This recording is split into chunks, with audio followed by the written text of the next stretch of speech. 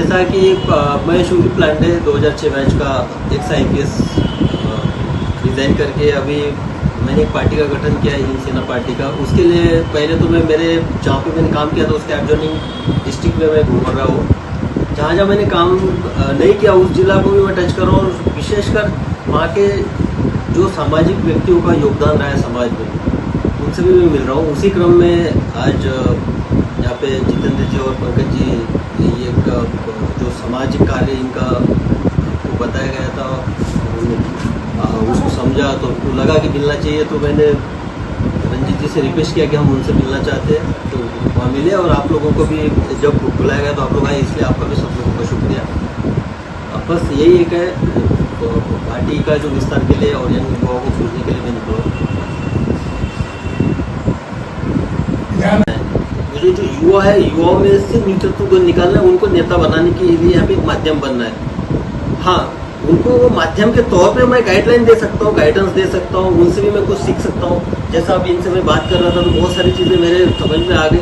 हर जगह जा रहा हूँ तो मैं लर्निंग के प्रोसेस में हूँ, तो मैं तो अपने आप को नेता कभी नहीं मानूंगा, ना मैं नेता बन सकता हूँ।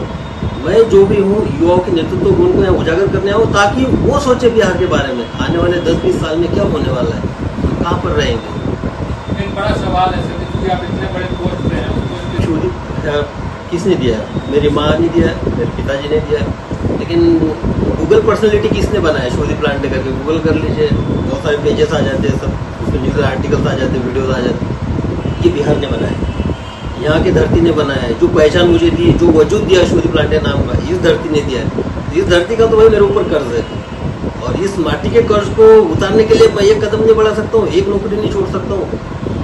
अगर मैं खुद ही अपने आप में आगे ADG आगे के पोस्ट लूँगा, गाड़ी घोड़ा में रहूँगा, AC वेसी में रहूँगा, फैमिली के साथ रहूँगा, तो वो तो मैं स्वार्थी बन गया हूँ। मैंने आप लोगों से लिया, सिर्फ दिया तो कुछ नहीं है। तो भाई ये देने की भावना मेरे में अंदर से है, तो बस इसीलिए मैंने बिहार को चुना है। तो लोगों को मैंने रिज़ाइन का निर्णय लिया, तब सबसे पहले ये सवाल मेरी पत्नी ने खुद ही पूछा था, क्योंकि वो मेरे साथ यहाँ बिहार में रही है, उसने देखा है, उसने फील किया ये बात। हालांकि उसने चुनाव तो नहीं देखा था, लेकिन यहाँ एक कहावत भी है कि आपका वोट और आपकी बेटी हमेशा जात में देनी चाहिए। और मैंने ये देखा भी है कि रात तक माहौल कुछ अलग रहता है, लेकिन जिस दिन वोटिंग होता है, मैं एडमिनिस्ट्रेशन में था, वोटिंग के दिन जो उंगली दबती है वो जात पर ही दबती है, चाहे बाहर क्यों कितनी भी बड़ी हो।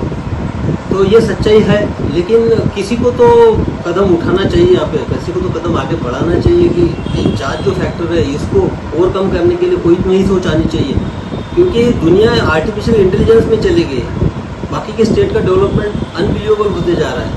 हम क्यों पीछे भाई? और ऐसी बात नहीं कि टैलेंट नहीं है, 25 से 30% आपके IAS IPS ब्यूरोक्रेसी में देखिएगा बाहर में, बिहार से। आप साइंटिस्ट देखिएगा, आप बॉलीवुड लीजिएगा, आर्मी नेवी एयरफोर्स लीजिएगा, आप स्टार्टअप लीजिएगा, आप डॉक्टर्स लीजिए, इंजीनियर्स लीजिए। बाहर के स्टेट में तो बिहार का टैलेंट भरा पड़ा है, लेकिन यहाँ क्या हो जाता है? वो टैलेंट यहाँ पे क्यों नहीं यूज होता है? बस यही सवाल है, उसी के प्रति हम निकले। और मुझे लगता है कि जो जात का आपका एक सवाल है कि क्या जात वाले एक्सेप्ट करेंगे, मैं तो एज ए शोधी प्लांटे IPS के तौर पे काम किया। मेरे लिए लोगों ने अनशन भी किया, ट्रांसफर के बाद धरना प्रदर्शन भी किया। क्यों किया? क्योंकि उनको लगा कि ये निस्वार्थ होकर सेवा करता है।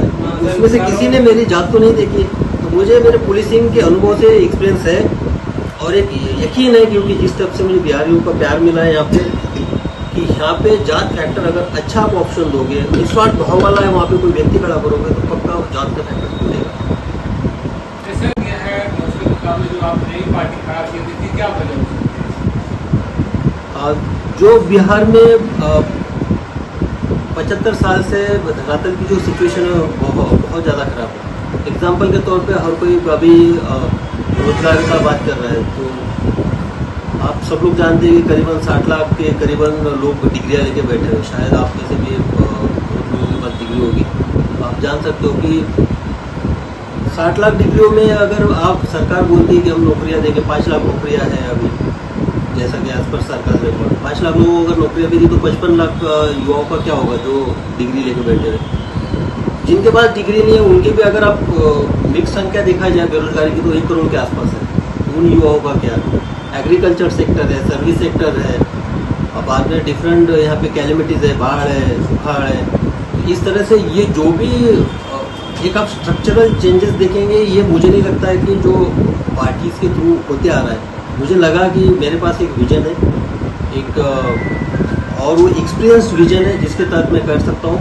लेकिन उसके लिए सबसे इम्पोर्टेंट है कि आप लोगों में से यंग युवाओं को उस सोच के साथ आने की ज़रूरत है। तो बस वही युवाओं को मैं खोजने जा रहा हूँ, वही युवाओं को मैं मेरे पार्टी के माध्यम से समाज में लाना चाहता हूँ। बदलाव वहीं से शुरू होगा जहाँ से आप जिस बात की बात कर रहे थे, स्पेशली जाति की, इस बारे में सोच में थोड़ा बदलाव आना शुरू हो जाएगा। क्योंकि यहाँ पे मैंने देखा है कि आइडियोलॉजिकल बेस नाम है पीछे पार्टियों के, ये हमारी ये आइडियोलॉजी है, ये आइडियोलॉजी है। लेकिन आप देखिएगा कि वो पार्टियाँ जो है कमोबेश वो जाति को रिप्रेजेंट करती है। तो इसमें जब बदलाव आना शुरू हो जाएगा लोगों की सोच में, और हमने पार्लियामेंट्री डेमोक्रेसी एक्सेप्ट की है, आप राजनीति को गलत नहीं बोल सकते हो। आपको अगर मास लेवल पे परिवर्तन चाहिए, मैं तो ब्यूरोक्रेसी में था, ब्यूरोक्रेसी में मीन्स जहाँ से वो ऑर्डर्स आती थी उनको मुझे इम्प्लीमेंट का ये था, लीगल ऑर्डर्स थे। तो जो भी परिवर्तन होगा यहाँ से राजनीतिक दौर में युवाओं को आने के बाद ही होगा। मुझे लगता है एक अच्छी पहल है, यही होनी चाहिए।